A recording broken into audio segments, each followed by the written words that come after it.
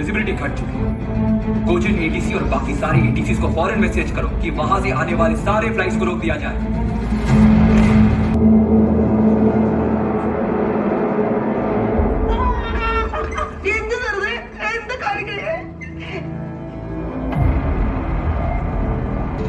Skyline 777 requesting descent. Negative. What do you mean negative? How much fuel you have, sir? Only about 920 kgs. हम लोग ये flight at the most 28 minutes और fly कर पाएंगे। That means hardly 1 or 2 attempts. Yes, sir. Get everyone!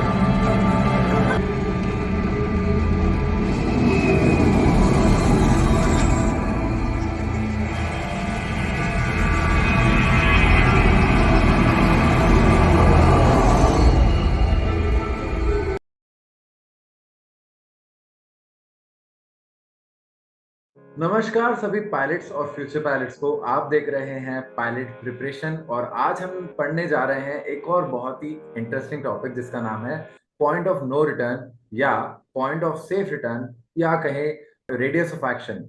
तो इसको start करने से पहले मैं आपको बताना चाहता हूं कि हमने ऑलरेडी एक इसका जो बहन टॉपिक है, इसका जो सिस्टर टॉपिक है, उसको ऑलरेडी हमने रिकॉर्ड करके ऑलरेडी अपलोड कर दिया है, दैट इज क्रिटिकल पॉइंट। तो आप उस वीडियो को जरूर देख लेना क्योंकि ये दोनों है ना थोड़े बहुत लिंक होते हैं, ठीक है। तो coming back to what is point of no return या फिर पीएनआर। जैसे ये पॉइंट ऑफ नो रिटर्न बोल रहा है ना, तो पॉइंट ऑफ नो रिटर्न से क्या याद आता है? ऐसा पॉइंट जहां से तुम रिटर्न नहीं हो सकते। बहुत सारे अपने लाइफ डिसीजन होते हैं जिससे आपने एक बार ले लिया तो ले लिया, उसके बाद आप उससे रिटर्न नहीं हो सकते। And most of the time luckily we all have taken good decisions, but more than that like life decision is taken by the, मैं इंग्लिश में बोल रहा हूँ सॉरी, पायलट्स भी बहुत सारे लाइफ डिसीजन लेता है, राइट। और वो लाइफ डिसीजन में से एक डिसीजन पीएनआर पॉइंट पे भी होता है कुछ बार, यानी ऐसा नहीं है कि बहुत बार इसका उपयोग होता है, बट कभी कभी इसका उपयोग हो सकता है और ये बहुत ही इमरजेंसी केस हो सकता है। तो इमरजेंसी केस कैसा हो सकता है? हमने क्रिटिकल पॉइंट में भी इमरजेंसी केस की बात की थी ना, बट वो इमरजेंसी अलग है। वो इमरजेंसी प्लेन से रिलेटेड थी, यानी प्लेन के अंदर किसी को हार्ट अटैक आ गया या फिर अगर पायलट को मालूम पड़े कि इंजन फेल हो गया है, तो वो एक प्लेन से रिलेटेड इमरजेंसी है जिसके कारण हमें जल्दी से लैंड करना पड़ता है। बट ये वाली इमरजेंसी डेस्टिनेशन एरोड्रोम से रिलेटेड है, जहां पे डेस्टिनेशन एरोड्रोम का एडीसी कहता है आपको कि you can not land here because of some natural calamity, जैसे कि floods, cyclone, thunderstorms, something like this. या फिर क्या हो रहा है कि उधर बहुत ज्यादा ट्रैफिक है ना, ऑलरेडी बहुत सारे प्लेन्स आते जा रहे हैं because of some reason, because of some diversion. या फिर ये भी हो सकता है कि उधर कोई प्लेन क्रैश हुआ या फिर जो हवाई पट्टी है वो ही बहुत ही ज्यादा खराब हो चुकी है, डैमेज हो चुकी है बिकॉज ऑफ सम रीजन, जिससे कि वहां पे लैंड करना बहुत गलत हो सकता है। तो उस केस में पायलट को एक डिसीजन लेना पड़ता है कि उसको तब भी, ये सब सुनने के बाद भी, क्या उसको लैंड करना चाहिए कि नहीं करना चाहिए। क्योंकि ये सब सुन लिया पर उसके पास कोई ऑप्शन भी तो होना चाहिए कहीं जाने का। अब यहाँ पे और कोई डेस्टिनेशन एरोड्रोम तो है नहीं, यानी कोई और जगह पास में तो नहीं है, उसको वापस रिटर्न ही करना पड़ेगा। और वो रिटर्न तब भी कर सकता है ना जब उसके पास इनफ फ्यूल हो। तो वो पीएनआर डिसाइड करता है, फिर पीएनआर बताता है कि आपके पास इनफ फ्यूल है कि नहीं। तो पीएनआर बताता है क्या? नहीं, एक्चुअली पीएनआर बताता नहीं है। वो अगर पीएनआर पॉइंट आगे है, मतलब हमें अज्यूम कर लेना चाहिए कि हम अभी क्या बोलते हैं, रिटर्न कर सकते हैं, क्योंकि we have not reached the point of no return, यानी हम इस पॉइंट से पहले हम वापस जा सकते हैं, ठीक है। पर अगर जस्ट इमेजिन ये पीएनआर पॉइंट पीछे होता, अपने अगर ये पीएनआर पॉइंट पीछे होता तो भगवान का नाम लेके हमें आगे ही जाना पड़ेगा, हम पीछे नहीं जा सकते। क्यों नहीं जा सकते? क्योंकि अगर आप पीछे गए तो आपका पूरा ट्रिप फ्यूल ओवर हो जाएगा, और हाँ, रिजर्व फ्यूल के सहारे शायद आप पहुंच जाओ, बट रिजर्व फ्यूल के सहारे ही वापस, अगर रिजर्व फ्यूल कम रहा और आप जाना चाह रहे हो, तो क्या पता आपका फ्यूल यहाँ इस पाथ तक आते आते ही खत्म हो जाए और फिर आप लैंड ना कर पाओ, यानी you have to dive in the sea और in the ocean, we can say. So हमें ऐसी चीजों से बचना है, इसलिए हमें पॉइंट ऑफ नो रिटर्न को ढंग से निकालना पड़ता है, और हमें उसके हिसाब से डिसाइड करना पड़ता है, डिसीजन लेना पड़ता है कि हम आगे जाएंगे या फिर पीछे जाएंगे। और पीछे तभी जाएंगे जब हमने पॉइंट ऑफ नो रिटर्न को टच ना किया हो। तो ये सब तो था जस्ट, अब इसकी डेफिनेशन को भी पूरा परख लेते हैं। तो ये क्या कह रहा है? It is a point at a maximum distance up to which an aircraft can fly. तो ये क्या कहना चाह रहा है कि हमें उतना दूर जाना है जितना एयरक्राफ्ट फ्लाई कर सकता है, पर इसमें एक कैच है। वो कैच क्या है कि and still be able to return to the place of departure. मतलब ऐसा नहीं है कि तुम जाते जाओ, तुम्हें कहीं तो रुकना पड़ेगा और सोचना पड़ेगा कि मेरे को जितना मैं जा रहा हूँ उतना ही मेरे को वापस भी आना है। तो हमें फ्यूल को ऐसे यूज करना है, ट्रिप फ्यूल को ऐसे यूज करना है कि उसको कंज्यूम करना है पूरा ट्रिप में। पूरा ट्रिप फ्यूल ऐसे जाके ऐसे जाने में कंज्यूम करना है, इसको डेस्टिनेशन तो ले जाना नहीं है एयरप्लेन को। हम जब कैलकुलेट करेंगे तो हम अज्यूम करेंगे कि हम प्लेन को ऐसे ले जा रहे हैं और फिर वापस ला रहे हैं, और हमारा इसमें क्या चीज कंज्यूम हो जानी चाहिए? हमारा ट्रिप फ्यूल कंज्यूम होना चाहिए, ताकि ट्रिप फ्यूल के बाद भी हमारे पास क्या बचा रहेगा? रिजर्व फ्यूल रहेगा। अगर ज्यादा ही कंडीशन बेकार रही या फिर विंड जो है वो ज्यादा ही स्ट्रांग हो गई और हमारे अगेंस्ट हो गई, तो हमारे रिजर्व फ्यूल के कारण हम सेफली लैंड कर पाएंगे डिपार्चर एरोड्रोम में। That is the reason it is called as safe endurance of an aircraft. Safe endurance का मतलब ये है कि आप बस ट्रिप फ्यूल को ही कंज्यूम कर रहे हो, आप रिजर्व फ्यूल को कंज्यूम नहीं कर रहे हो।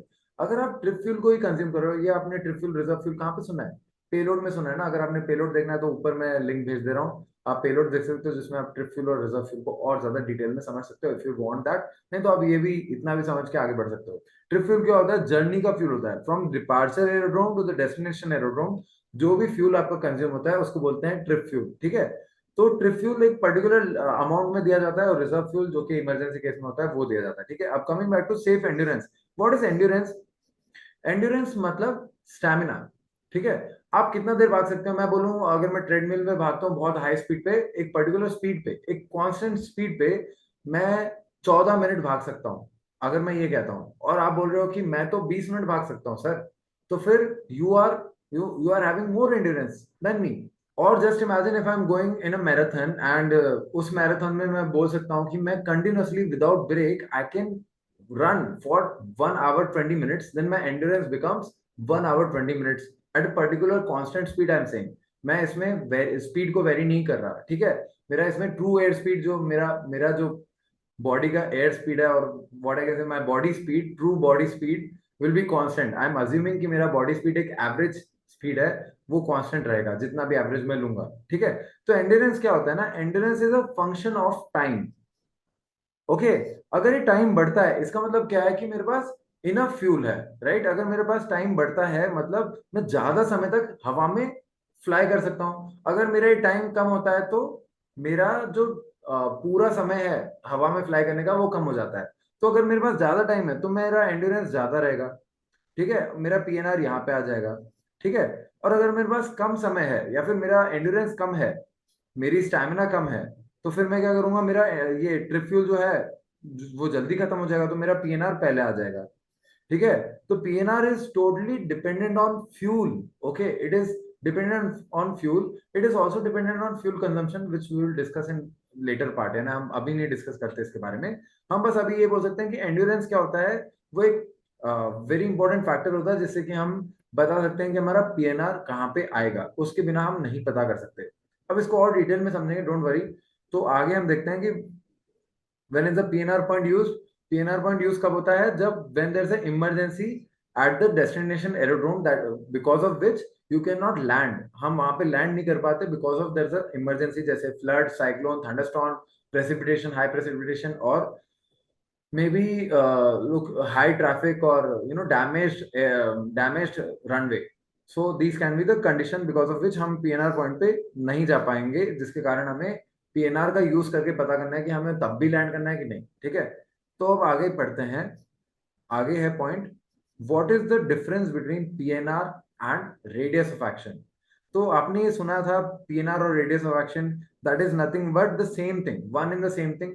क्लियरली कि पीएनआर और रेडियस ऑफ एक्शन क्या है, वो one in the same thing है, बट उसमें तब भी एक बेसिक डिफरेंस है। वैसे तो पीएनआर और radius of action definitely same है, बट उसमें एक बेसिक डिफरेंस है कि पीएनआर तब यूज होता है जब आप कमर्शियल एयरप्लेन यूज कर रहे हो या फिर फ्लाई कर रहे हो, और रेडियस ऑफ एक्शन जो है वो जनरली यूज किया जाता है मिलिट्री टर्म्स में। व्हाई? क्योंकि रेडियस ऑफ एक्शन में जो एक्शन है वो मिलिट्री करती है, एक्शन हमारा नॉर्मल पैसेंजर एयरक्राफ्ट कुछ करता नहीं है। पहले तो ये एक डिफरेंस। उसके अलावा पीएनआर क्या डेस्टिनेशन डिफाइंड होती है, जैसे कि मैं दिल्ली टू बैंगलोर जा रहा हूँ या फिर बैंगलोर टू मुंबई जा रहा हूँ।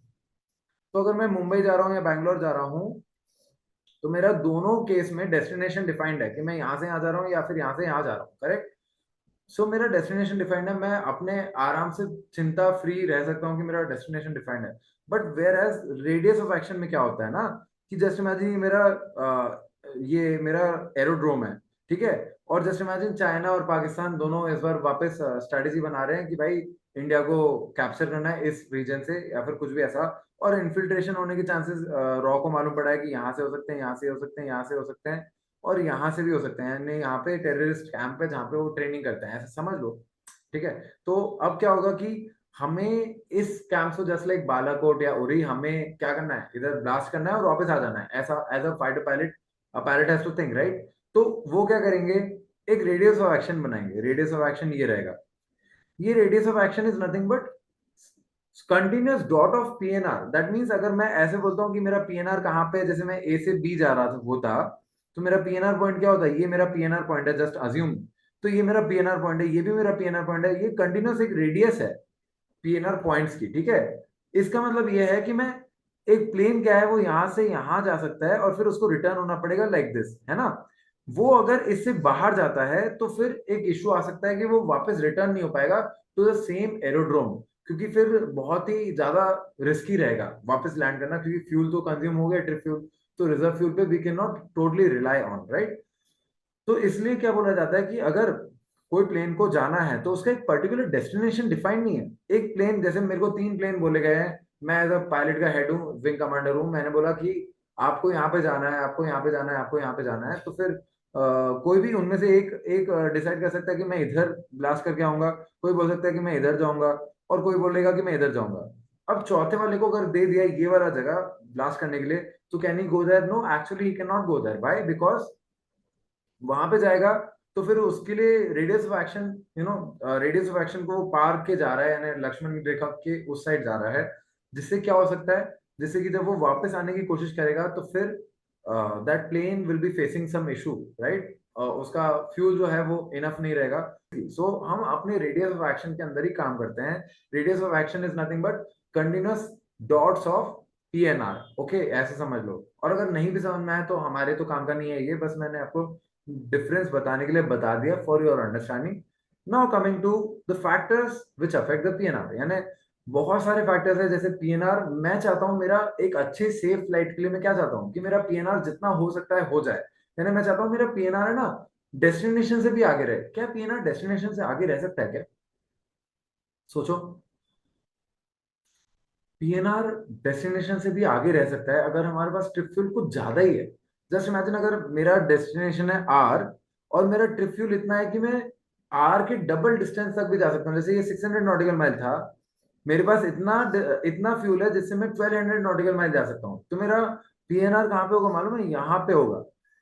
और इन दिस केस अगर मेरा यानी मेरे को, अगर मैं जब यहाँ पे रीच किया और मैं अगर इस पे लैंड करना चाहता था आर पे, और एटीसी ने बोला कि आप नहीं लैंड कर सकते, तो मैं बोलूंगा भाई ठीक है, कोई इशू नहीं, I will go back. So I can go back because point of no return तो मेरा यहाँ पे आगे। सो यू कैन सी कि इस केस में हम क्या कर सकते हैं, हम कहीं से भी हम एक बढ़िया से राउंड लगा के भी आ सकते हैं। बट वो बात अलग है, फ्यूल बहुत लगता है, तो ऐसा नहीं करना है, और ऑफकोर्स नहीं करोगे तुम।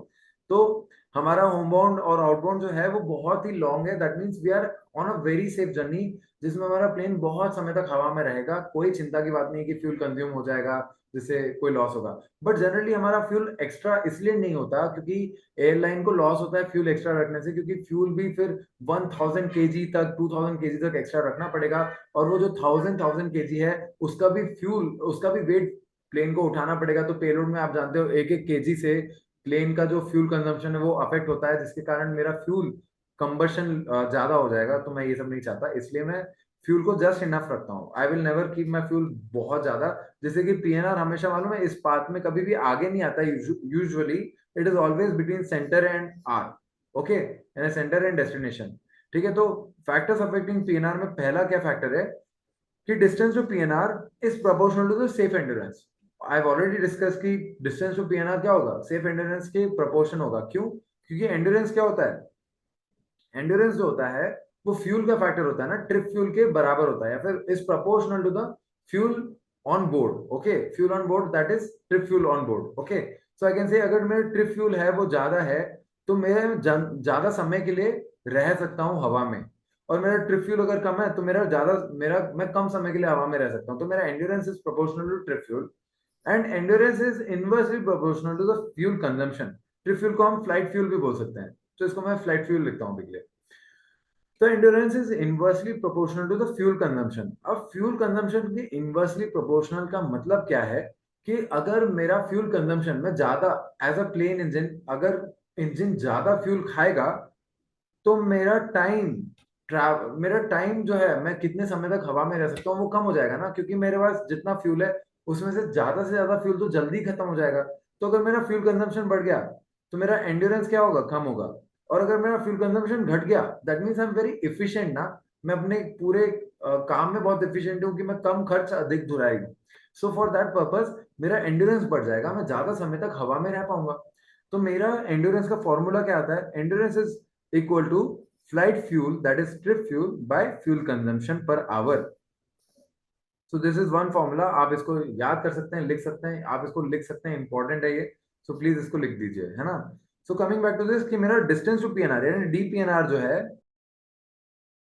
वो किसके प्रोपोर्शन में है, वो है एंड्योरेंस के प्रोपोर्शन में, is directly proportional to the amount of time the plane can be in air. ठीक है, अब मेरे को मालूम है एंड्योरेंस क्या होता है, एंड्योरेंस है flight fuel by fuel consumption per hour. ठीक है, फ्यूल कंजम्पशन पर आवर जो है ना वो वैरी नहीं करता, जब तक आपका इंजन फेल नहीं हो रहा है या फिर कोई बड़ा सा इशू नहीं आ रहा है प्लेन में, उसका all of sudden efficiency low या हाई नहीं होगा। एट पर्टिकुलर स्पीड उसका fuel consumption per hour same ही रहेगा। अगर मेरा fuel consumption per hour same रहेगा तो मैं क्या बोल सकता हूँ, endurance is proportional to the flight fuel, endurance is proportional to the trip fuel, और अगर endurance proportional to trip fuel है तो मैं बोल सकता हूँ DPNR, that means distance travel to reach to PNR that will be directly proportional to the fuel flow, that is nothing but flight fuel और trip fuel.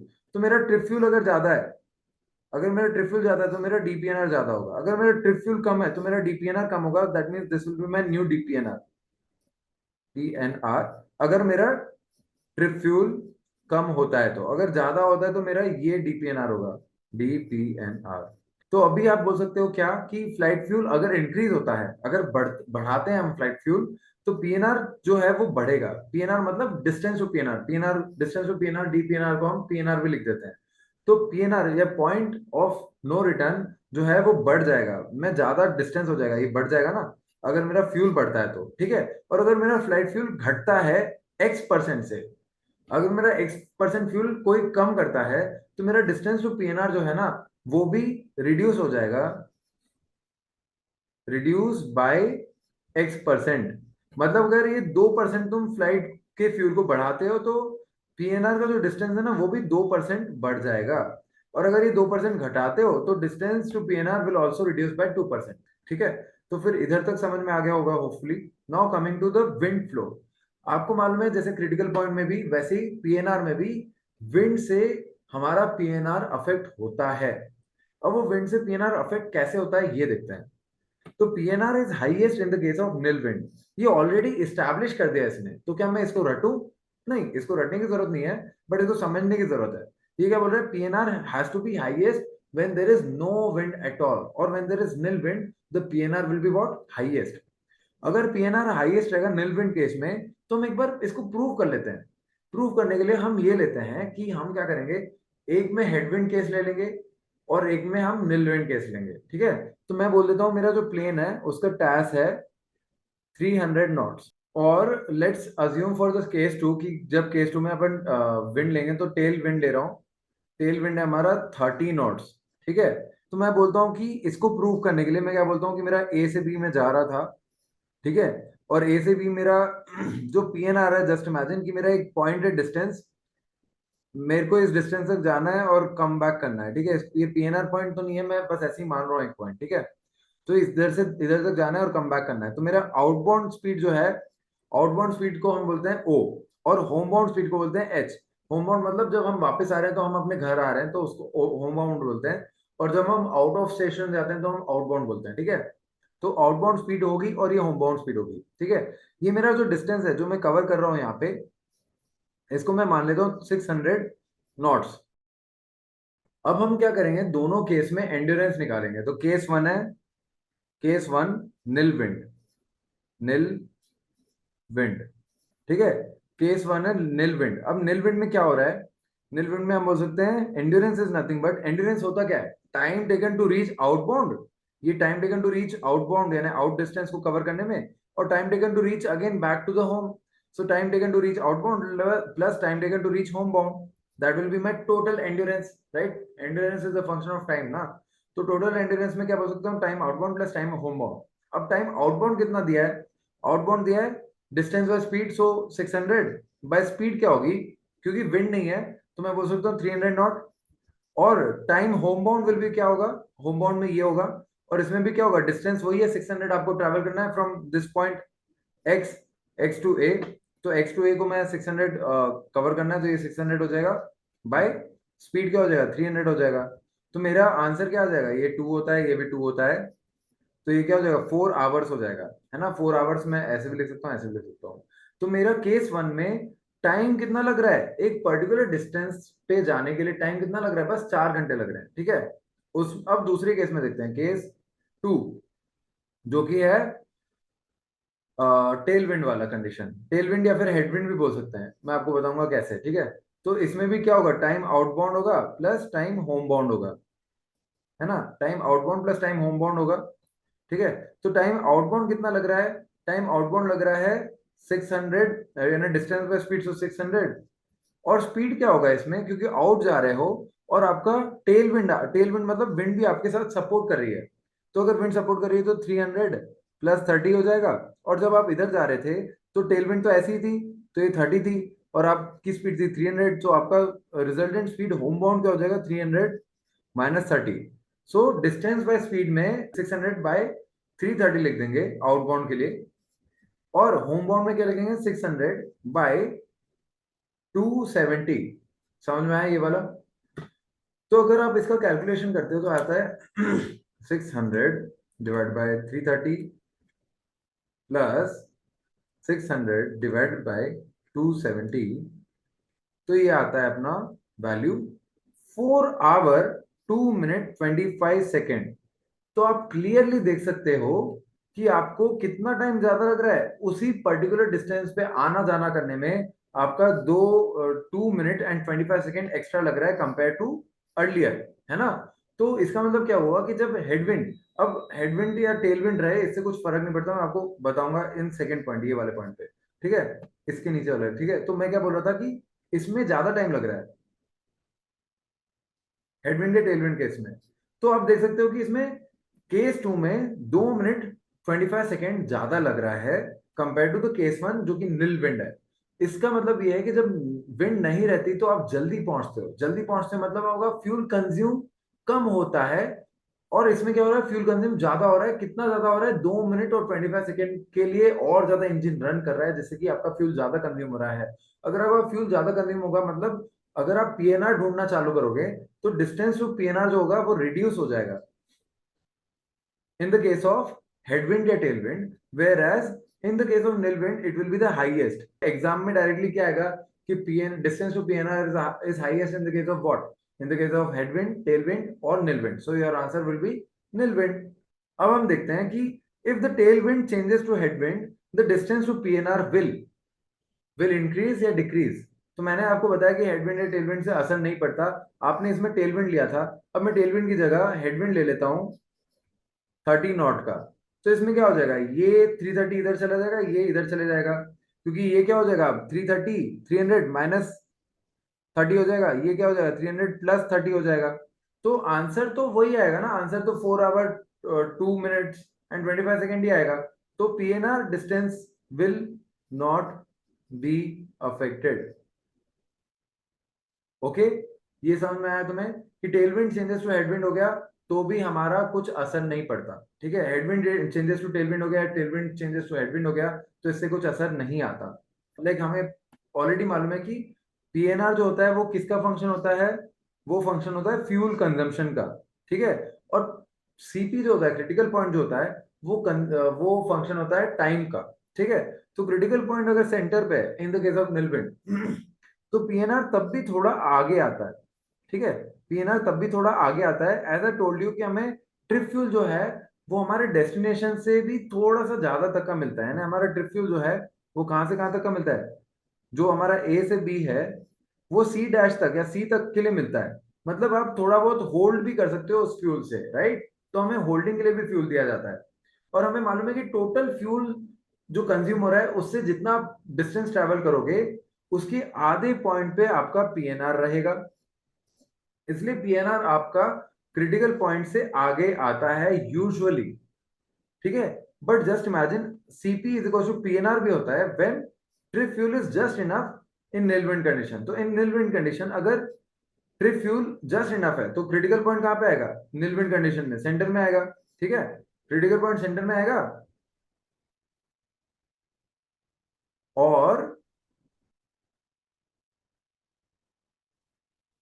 अब हमारे पास holding के लिए एक्स्ट्रा फ्यूल नहीं है, मतलब ये जो फ्यूल था ना ये फ्यूल नहीं है। अगर ये फ्यूल नहीं है तो मेरा क्रिटिकल पॉइंट, मेरा पीएनआर जो है वो टोटल फ्यूल कंजम्पशन कहां पे हो जाएगा, उसका बी पे हो जाएगा। बी पे हो जाएगा मतलब मैं उसके आधे डिस्टेंस तक ही मेरा पीएनआर मानूंगा ना, बिकॉज उतना ही पार्ट मुझे रिटर्न भी आना है। तो मैं क्या बोलूंगा, मेरा PNR in the second case जब मेरे पास जस्ट इनफ फ्यूल है जिससे मैं बी पे लैंड कर पाऊं, अगर मेरे पास जस्ट इनफ फ्यूल है तो मैं बोलूंगा मेरा पीएनआर जो है वो सेंटर पे आएगा in the case of nil wind. So क्या बोलूंगा मैं, CP is equal to PNR when trip fuel is just enough to reach the destination aerodrome that is B. Okay, अब हम लास्ट केस को देखते हैं जो कि है बीम विंड्स का। बीम विंड्स क्या होती है, वो विंड्स होती है जो कि परपेंडिकुलर टू द एयरक्राफ्ट होती है। अगर आपको बीम विंड्स के बारे में क्लियरली समझना है या फिर अगर आपको ये समझना है कि कैसे हमें विंड कंपोनेंट लेने चाहिए, अगर आपको वेक्टर में इशू है, वेक्टर चैप्टर ऑफ फिजिक्स में इशू है, तो आपको क्रिटिकल पॉइंट के कुछ पार्ट को पहले देखना चाहिए, जो कि आपको मैं ऑलरेडी लिंक तो दे चुका हूँ क्रिटिकल पॉइंट का। तो आप यहाँ के बाद आप क्रिटिकल पॉइंट दे सकते हो। बट अगर आपको वेक्टर में थोड़ा बहुत भी अगर आपको वेक्टर आता है तो आप इस वीडियो को कंटिन्यू कर सकते हो, क्योंकि इसमें मैं आपको थोड़ा बहुत आइडिया वापस दे ही दूंगा। ठीक है, तो हमारा प्लेन जो है वो ऐसे जाना चाह रहा है, हमारा प्लेन जो है वो ऐसे डायरेक्टली जाना चाह रहा है। बट क्या हो रहा है, बिकॉज ऑफ बीम विंड जो कि परपेंडिकुलर है, परपेंडिकुलर टू द पाथ और the route of the aircraft, तो वो कंटिन्यूअसली पुश कर रही है डाउन। अगर वो एयरक्राफ्ट को कंटिन्यूअसली पुश कर रही है डाउन तो एयरक्राफ्ट क्या ऐसे जाएगा क्या, नहीं, क्योंकि वो उसके पास भी तो स्पीड है ना कुछ, तो वो ऐसे जाएगा। ठीक है, ऐसे जाएगा। तो मैं आर रीच कर पाऊंगा क्या, मैं आर रीच नहीं कर पाऊंगा, मैं आर से नीचे पहुंच जाऊंगा यहाँ पे। मैं ऐसे जाऊंगा ऐसे जाऊंगा ऐसे जाऊंगा ऐसे जाऊंगा और यहाँ पे रीच कर लूंगा, राइट। तो मैं इससे क्या कह सकता हूँ ना कि मेरा ये जो बीम विंड्स है ये मुझे हिंडर कर रही है, मुझे अफेक्ट कर रही है, और मैं इसके कारण नीचे जा रहा हूँ। बट मुझे नीचे जाना ही नहीं था, मुझे तो आर पे पहुंचना था। अगर मुझे आर पे पहुंचना है तो मुझे क्या करना चाहिए वो देखते हैं। तो पहले हमें कंपोनेंट्स बनाने पड़ेंगे। तो एक विंड कंपोनेंट है ऐसे, और मेरा हॉरिजॉन्टल कंपोनेंट है ऐसे, मेरा एयरप्लेन की स्पीड का कंपोनेंट है ऐसे। तो इसका रिजल्टेंट क्या आता है, जिसको भी वेक्टर थोड़ा बहुत मालूम है वो मालूम कर सकता है कि रिजल्टेंट जो पाथ है एयरप्लेन का वो ऐसे हो रहा है। क्यों, क्योंकि आपका विंड कंपोनेंट, आपका स्पीड कंपोनेंट ये है, विंड कंपोनेंट ये है, उसका रिजल्टेंट आ जाएगा इस डायरेक्शन में ऐसे, इस डायरेक्शन में ऐसे, इस डायरेक्शन में आ जाएगा, ऐसे आ जाएगा। ठीक है, आप ऐसे ऐसे ट्रेवल करोगे ना, ठीक है। बट अगर मेरे को अपना ट्रैक बदलना नहीं है, मेरे को वो डीआर ट्रैक को पकड़ना है, तो मैं क्या करूंगा, मैं प्लेन को थोड़ा टिल्ट कर दूंगा। अगर मैंने प्लेन को टिल्ट कर दिया तो क्या होगा, प्लेन को टिल्ट करने से मेरा ये जो वेक्टर आ रहा है ना ये वाला, ये वेक्टर यहाँ पे नहीं आएगा। प्लेन को टिल्ट करने से ये वेक्टर यहाँ पे आएगा, नहीं, मेरा जो स्पीड वेक्टर है प्लेन का वो यहाँ पे आएगा, जिसके कारण मेरा रिजल्टेंट यहाँ पे नहीं आएगा, रिजल्टेंट अब मेरा यहाँ पे आएगा। ठीक है, अगर मेरा रिजल्टेंट यहाँ पे आएगा तो मेरा प्लेन है ना वो ऐसे ट्रेवल करेगा, प्लेन ऐसे ट्रेवल करेगा। इसको बोलते हैं crabbing into the winds, because it is going inside the wind, but plane मेरा ऐसे नहीं जा रहा। क्यों? क्योंकि एक ये भी तो है, उन दोनों का रिजल्टेंट पोजीशन पे जा रहा है, उन दोनों के बीच के पोजीशन पे जा रहा है, वो ऐसे जा रहा है। ठीक है, इसको बोलते हैं क्रैबिंग इनटू द विंड्स। अब ये क्रैबिंग इनटू द विंड से होता क्या है, हम ये भी देख लेते हैं। अब ये इस डायरेक्शन में तो हो ही रहा है, बट ये इस डायरेक्शन में भी होता है। जब आप वापस आते हो ना होम बाउंड, तो होम बाउंड में भी आपको क्रैब करके ही आना पड़ेगा ना, क्योंकि होम बाउंड में आप ऐसे आर टू डी जा रहे हो, आप आर टू डी पाथ जाना चाहते हो, बट आप ऐसे चले जाओगे, तो आप क्या करोगे होम बाउंड में? होम बाउंड में भी आप इसको टिल्ट कर दोगे ऐसे। अगर आप आपने टिल्ट कर दिया एट द सेम एंगल, जो पहले वाला एंगल था प्लेन का उस डायरेक्शन में आने में, उसी उसी डायरेक्शन उसी एंगल पे आपने कर दिया वही स्पीड से, तो आप इजीली डी पे आ पाओगे। ठीक है, ये तो आ गया। ये तो आपको समझ में आ गया होगा कि प्लेन को आप क्रैब क्यों करा रहे हो, क्रैबिंग इनटू द विंड्स क्यों करा रहे हो। ठीक है, ताकि आपका रिजल्टेंट पाथ को आप पकड़ पाओ। बट ये क्रैब जब करता है ना प्लेन, अगर प्लेन क्रैब करता है ना, तो उसका जो कोऑर्डिनेट है, उसका जो एक्स वाई कोऑर्डिनेट है ना, वो बदल रहा है। उसका पहले एक्स वाई कोऑर्डिनेट कैसा था? जब प्लेन ऐसे जा रहा था तो उसका एक्स वाई कोऑर्डिनेट ऐसा था, ये एक्स हो गया, ये वाई हो गया। बट अब प्लेन का एक्स वाई कोऑर्डिनेट कैसे हो गया? ऐसे हो गया ना, प्लेन का ये एक्स कोऑर्डिनेट हो गया, ये वाई कोऑर्डिनेट हो गया। अब प्लेन के एक्स वाई कोऑर्डिनेट में हमें हर चीज रिजॉल्व करनी आनी चाहिए। तो हम क्या करते हैं, एक्स वाई कोऑर्डिनेट में अब कौन सा कंपोनेंट नहीं है? एक्स वाई कोऑर्डिनेट में विंड कंपोनेंट जो कि ऐसे जा रहा है ना, विंड कंपोनेंट नहीं है। विंड कंपोनेंट जो कि ऐसे जा रहा है वो नहीं है। तो मैं क्या करूंगा, ये विंड कंपोनेंट को उठाऊंगा, इधर डाल दूंगा। अभी विंड कंपोनेंट को मेरे को रिजॉल्व करना है। विंड कंपोनेंट कितने नॉट्स का है? विंड कंपोनेंट है मेरा 20 नॉट्स का। मेरा जो स्पीड है वो कितने नॉट्स की है? वो है 330 नॉट्स। यहाँ पे गिवन है ना ये दोनों चीज। तो मेरा विंड कंपोनेंट 330 है, और मेरे को देखना, मेरा जो स्पीड है वो 330 है, और मेरे को चेक करना है कि मेरा जो विंड कंपोनेंट है वो मेरे प्लेन को कैसे असर करेगा। ठीक है, अगर मेरे को वो चेक करना है तो मेरे को इस कंपोनेंट को ब्रेक करना पड़ेगा हॉरिजॉन्टल कंपोनेंट में और वर्टिकल कंपोनेंट में। तो अगर मैंने इसको कंपोनेंट को ब्रेक किया, तो मैं अभी के लिए एंगल मान रहा हूँ 45 degree. Just imagine like 45 degree. अगर 45 डिग्री है तो हमें मालूम है दोनों जगह इक्वली डिवाइड हो जाएगा। अगर ये इक्वली डिवाइड हो जाएगा तो around, I am just saying इसको कि it will B, I am just taking it ऐसे। तो वैसे तो कैलकुलेट करना पड़ेगा, 1/√2 होता है ना 45, so I have to calculate. But मैं अभी के लिए बोल रहा हूँ कि ये हो रहा है मेरा 10 नॉट। ऐसे ओवरऑल है ना, क्या बोलते हैं इसको, एक राउंड फिगर ले रहा हूँ, और ये भी 10 नॉट हो रहा है यहाँ पे इस डायरेक्शन में, क्योंकि एरो इस डायरेक्शन में ना, तो ये दोनों एरो भी इस डायरेक्शन में होंगे। ये भी 10 नॉट है, ये 10 नॉट है। तो ये जो 10 नॉट है ना, ये तो कंज्यूम हो जा रहा है। कंज्यूम हो जा रहा है कैसे कि यानी ये रिजॉल्व हो जा रहा है कैसे? क्योंकि हमारा जो रिजल्टेंट है वो ऐसे आ रहा है। वो किसकी वजह से आ रहा है? वो इसकी वजह से आ रहा है और इसकी वजह से आ रहा है। तो इन दोनों का जो रिजल्टेंट है वो इस डायरेक्शन में आ रहा है, जिसके कारण प्लेन जो है वो D2R ऐसे जा रहा है। तो ये तो अपना कंज्यूम हो गया। बट ये जो 10 नॉट है, अब ये क्या कर रहा है? ये जो 10 नॉट है ये पीछे प्लेन को पुश कर रहा है, बट प्लेन तो इस साइड में जाना चाह रहा था। तो मतलब प्लेन जाना चाह रहा है with the speed of 330 knots, और उसको रोक कौन रहा है? 10 नॉट बैक डायरेक्शन में। 10 नॉट क्या कर रहा है? वो पीछे की डायरेक्शन में उसको रोकने की कोशिश कर रहा है। तो अगर वो पीछे की डायरेक्शन में रोकने की कोशिश कर रहा है, तो मैं अपना नेट स्पीड क्या बोल सकता हूँ? नेट स्पीड आउटबाउंड क्या होगी? नेट स्पीड आउटबाउंड होगी 330 माइनस 10। सिमिलरली जब प्लेन ऐसे आ रहा होगा तब भी वो 330 से जाना चाहता है, और पीछे 10 नॉट की स्पीड होगी, यानी जो कंपोनेंट ब्रेक होगा उसका ऐसा एक कंपोनेंट होगा, ऐसा एक कंपोनेंट होगा। इसको 10 नॉट मान लेते हैं, इसको 10 नॉट मान लेते हैं। ठीक है, तो ये क्या हो जाएगा? ये भी 10 नॉट हो जाएगा। अगर ये 10 नॉट हो गया तो ये 330 माइनस 10 हो जाएगा, so it will be 320 knots. ठीक है, ये भी 320 नॉट हो गया, आउटबाउंड भी 320 नॉट हो गया, और होम बाउंड भी कितना हो जाएगा? 330 माइनस 10 दैट इज 320 नॉट।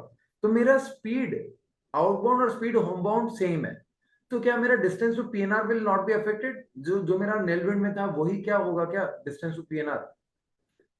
सोचो आप, क्या डिस्टेंस टू पीएनआर अफेक्ट होगा कि नहीं होगा? डिस्टेंस टू पीएनआर अफेक्ट होगा। वो कैसे? क्योंकि मेरी स्पीड कम हो रही है। अगर मेरी स्पीड कम हो रही है तो मेरे को टाइम ज्यादा लगेगा।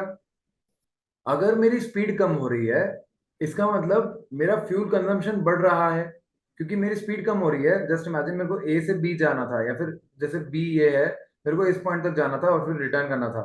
तो अब क्या है कि मैं पहले ज्यादा स्पीड थी तो मैं जल्दी से जाके आ जाता था, बट अब मेरी कम स्पीड हो गई है। तो मेरी अगर कम स्पीड हो गई है, रिड्यूस स्पीड हो गई है, तो इससे क्या होगा, मेरा फ्यूल कंजम्पशन पर आवर बढ़ जाएगा, यानी मेरे को ज्यादा टाइम लगेगा उस पॉइंट को रीच करने में, जिससे मेरा फ्यूल कंजम्पशन पर आवर बढ़ जाएगा।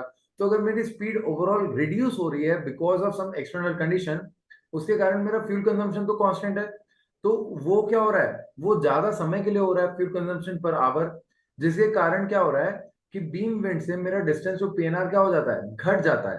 क्योंकि मैं पहले अगर इधर तक जा सकता था, तो अब मैं इधर तक ही जा पाऊंगा, यहां तक ही। क्यों? क्योंकि मेरा बीम विंड्स के कारण मेरा जो स्पीड है वो कम हो रहा है और मेरा जो फ्यूल कंजम्पशन है वो बढ़ रहा है, तो उसके कारण ही मेरा जो डिस्टेंस टू पीएनआर है वो कम हो जाएगा, विल डिक्रीज। इतना समझ में आया? आई होप इतना समझ में आ गया होगा। अभी तक हमने क्या किया, डिस्टेंस टू पीएनआर क्या है, हमारा इंक्रीज हो रहा है कि डिक्रीज, हमने ये बात की, ठीक है, क्लियरली ये बात की, राइट। बट हमने अभी तक ये फाइंड आउट नहीं किया कि मेरा डिस्टेंस टू पीएनआर एग्जैक्टली कितना है, ना कितना डिपार्चर से कितना दूर है मेरा डिस्टेंस टू पीएनआर। हमने हमने कभी एग्जैक्ट वैल्यू फाइंड आउट करने की कोशिश नहीं की, और वो इसलिए नहीं की क्योंकि हमें फॉर्मूला ही नहीं मालूम था। तो हम अभी फॉर्मूला को डिराइव कर देते हैं ताकि हम डिस्टेंस टू पीएनआर प्रॉपरली निकाल पाए। उसके लिए आप हमारे साथ एक और बार सेफ एंड्योरेंस का डेफिनेशन देख लो, क्योंकि सेफ एंड्योरेंस का फॉर्मूला भी इसमें वापस यूज होगा। तो सेफ एंड्योरेंस होता क्या है, जिसको नोट करना है कर लीजिए, कि the maximum length of time that N aircraft can spend in the air without consuming reserve fuel. तो ये बोल रहा है कि ये सेफ एंड्योरेंस क्या है, कि ट्रिप फ्यूल में एक प्लेन कितना दूर जा सकता है और आ सकता है, वो होता है सेफ एंड्योरेंस। वो होता है सेफ एंड्योरेंस। या फिर एयरप्लेन कितने समय तक हवा में रह सकता है with only trip fuel, that is the safe endurance. Safe endurance का फंक्शन क्या होता है, is a function of time, ठीक है, वो टाइम का एक फंक्शन है। तो सेफ एंड्योरेंस ई जो होता है वो आवर्स में आता है। सो मैं क्या बोल सकता हूँ, E equals to F F by F C. ये मेरा हो जाएगा एक फॉर्मूला जो कि मुझे याद रखना है, ठीक है। अब ये याद रखना। अब दूसरा मैं तुम्हें बताता हूँ कि कैसे हम निकाल सकते हैं DPNR, that means distance to PNR and time taken to reach PNR. So उसके लिए क्या करेंगे, हम एक पॉइंट ले लेंगे ए टू बी। मेरे को बी जाना था, बट ऑफ कोर्स क्योंकि there is a emergency at B, तो मैं बी पे नहीं जाऊंगा। और मैं बोलूंगा कि मैं आउटबाउंड जाने वाला हूँ प्लेन से, और फिर मैं होमबाउंड जाऊंगा। तो मैं आउटबाउंड जाऊंगा ऐसे, और फिर मैं रिटर्न करूंगा। ये टर्न में मैं मानता हूँ कि मेरा जो फ्यूल कंजम्पशन है वो बहुत कम है, ना के बराबर है, तो इसलिए मैं इसको ज्यादा भाव नहीं दूंगा। तो ये क्या हो जाएगा, मेरा आउटबाउंड हो जाएगा। आउटबाउंड, अब आउटबाउंड स्पीड और होमबाउंड स्पीड सेम होगी क्या? नहीं, क्योंकि आउटबाउंड में जो विंड है उसका रुख अलग होगा, और जब मैं होमबाउंड आ रहा हूँ तो वही विंड विंड का रुख रुख जो है वो अलग हो जाएगा। तो मैं क्या बोलूंगा, ये आउटबाउंड स्पीड है, ये होमबाउंड स्पीड है, जो कि वेरी कर रही है बिकॉज ऑफ विंड, ठीक है। और मैं क्या बोल रहा हूँ, ये मेरा पीएनआर पॉइंट है, अज्यूम कर लो यही मेरा पीएनआर पॉइंट है। तो ये जो डिस्टेंस मैंने ट्रैवल की, यही मेरा क्या होगा, डिस्टेंस टू पीएनआर हो गया। तो मैं क्या बोल सकता हूँ, एंड्योरेंस क्या होता है, time of like total time the plane was in air, हवा में प्लेन कितने समय तक रहा, वो एंड्योरेंस होता है। तो हवा में प्लेन कब रहा, आउटबाउंड जाते समय और होमबाउंड आते समय। तो time outbound plus time Homebound हो जाएगा एंड्योरेंस। तो वो time outbound plus time Homebound हो जाएगा। अब टाइम बाउंड आउटबाउंड, अब टाइम आउटबाउंड क्या होता है, डिस्टेंस बाय स्पीड होगा। डिस्टेंस कितनी कवर कर रहे हैं हम, डीपीएनआर जितनी। तो मैं डीपीएनआर को अभी के लिए डीपी लिख देता हूँ। तो डीपी बाय ये आउटबाउंड में स्पीड क्या है, आउटबाउंड की स्पीड है, प्लस होमबाउंड में क्या है, डिस्टेंस टू पीएनआर। वापस डिस्टेंस टू पीएनआर से मैं ए पे जा रहा हूँ, तो डीपीएनआर में कवर कर रहा हूँ। तो डीपी बाय होमबाउंड की जो स्पीड है वो कितनी है, होमबाउंड की स्पीड है एच। इतना समझ में आया, क्लियर है ना, ये बहुत आसान है, ठीक है। तो मैं क्या बोलूंगा, E is equal to DP by O plus DP by H.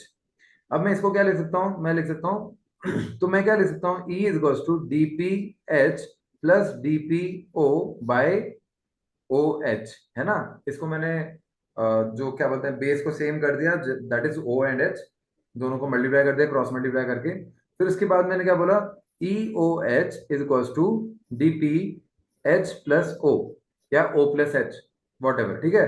तो मैं क्या बोल सकता हूँ, डी पी एन आर जो है मेरा, वो क्या हो जाएगा, E O H by O plus H. ये एक फॉर्मूला है विच इज बहुत ही ज्यादा इंपॉर्टेंट, यानी बहुत ही इंपॉर्टेंट है ये, और ये आपको याद रखना है। डीपीएनआर जो होता है वो होता है E O H by O plus H. ठीक है, डी पी एन आर निकल गया।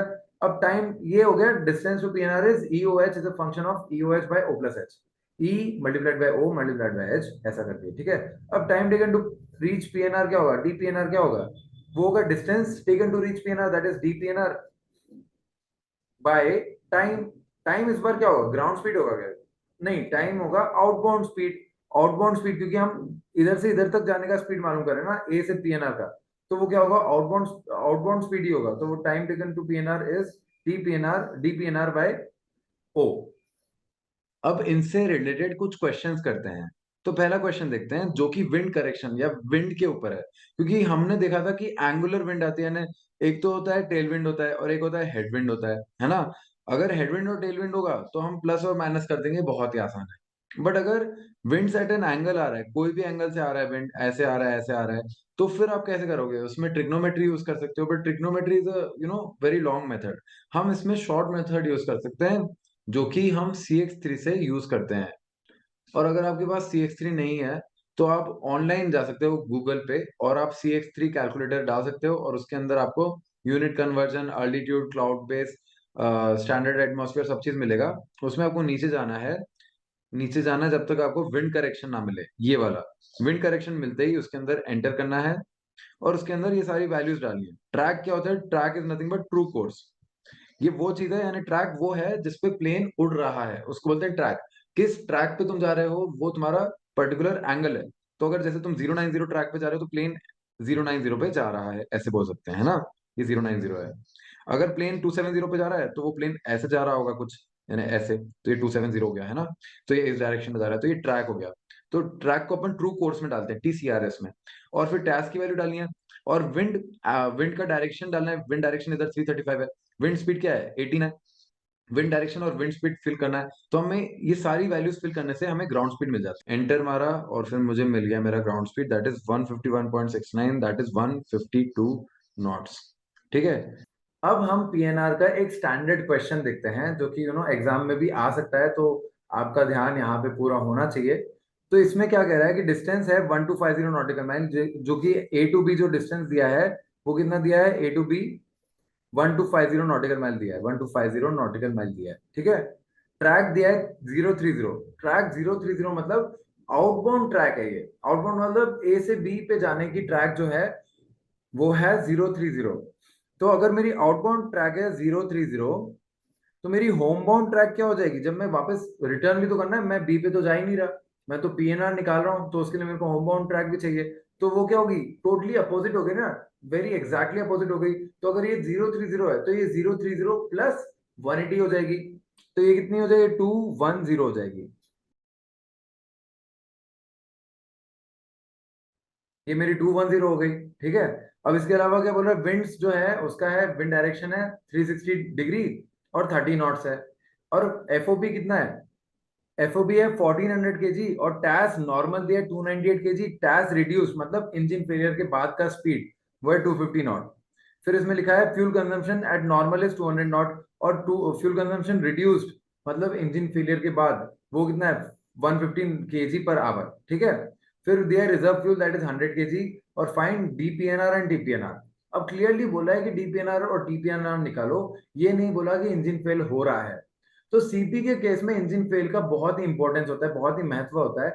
बट पीएनआर के केस में जब तक कि बताया नहीं गया है कि इंजन फेल कहाँ पे हो रहा है, कब हो रहा है, कैसे हो रहा है, हमें इंजन फेल का कंडीशन लेना ही नहीं है, क्योंकि हम तो अज्यूम कर रहे हैं कि हमारी फ्लाइट में हमें बस डिस्टेंस टू पीएनआर निकालना है, वो भी जब हमारा प्लेन के सारे इंजन एक साथ काम कर रहे हैं, कोई इश्यू नहीं है।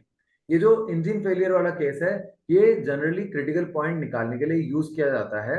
और पीएनआर के टाइम पे हम क्या करेंगे, इसको पूरी तरह से इग्नोर करेंगे जब तक कि ये दिया नहीं गया कि engine is failing at the PNR और engine is failing at some distance from the departure, something like this. जब तक दिया नहीं है तो हम इसको क्या कर देंगे, पूरा इग्नोर कर देंगे, इसको हटा दिया मैंने। तो मेरा क्वेश्चन अब बहुत आसान हो गया है, ठीक है। अब मैं क्या बोलूंगा, मेरा जो पीएनआर है वो यहाँ पे है कुछ ऐसे, ऐसे जा रहा हूँ, ऐसे जा रहा हूँ, फिर ऐसे जा रहा हूँ, ठीक है। मेरा ये आउटबाउंड है, ये मेरा होम बाउंड है। तो अब मैं आउटबाउंड और होम बाउंड को कैसे निकालूं, डायरेक्टली लिख दूं क्या, नहीं। आउटबाउंड और होम बाउंड जो है वो नॉर्मल स्पीड तो होगा, यानी टैस से टैस तो होगा ही, but TAS is influenced by the wind ना। तो मेरे को क्या करना पड़ेगा, मेरे को पूरा एक टेबल बनाना पड़ेगा, उसमें मेरे को निकालना पड़ेगा एच और ओ। अब एच क्या है और ओ क्या है? एच है होम बाउंड स्पीड और ओ है आउटबाउंड स्पीड। तो ये क्या है मेरा, ये पीएनआर है ना। तो मैं क्या बोल दूंगा, मेरा एच क्या हो जाएगा, मेरा पीएनआर से जो रास्ता ए की तरफ जा रहा है तब जो मेरी स्पीड होगी वो होगी एच। और जब मैं आउटबाउंड यानी ए से जब मैं पीएनआर जा रहा हूं, वो मेरी क्या स्पीड हो जाएगी, ए से जब मैं पीएनआर जा रहा हूं तो वो मेरी स्पीड हो जाएगी आउटबाउंड स्पीड। ठीक है, इन दोनों को मैंने सेग्रीगेट कर दिया है और मैंने बोला इन दोनों का टैस जो है, जो कि इंजन का टैस है, वो है 298। 298। और फिर मेरा ट्रू कोर्स क्या है, ट्रू कोर्स है होम बाउंड के टाइम पे मेरा ट्रू कोर्स है 210, 210। एंड आउटबाउंड के टाइम पे 320, सॉरी 30। फिर मेरा डब्ल्यू बाई वी जो है वो तो इंडिपेंडेंट ऑफ द प्लेन का डायरेक्शन या नोज ऑफ द एयरक्राफ्ट है, तो वो क्या होगा 360 और 30 होगा, 360 डिग्री और 30 नॉट्स, 360 डिग्री 30 नॉट्स। तो इससे मेरा ग्राउंड स्पीड जो है वो कितना आ जाएगा, ग्राउंड स्पीड आ जाएगा मेरा,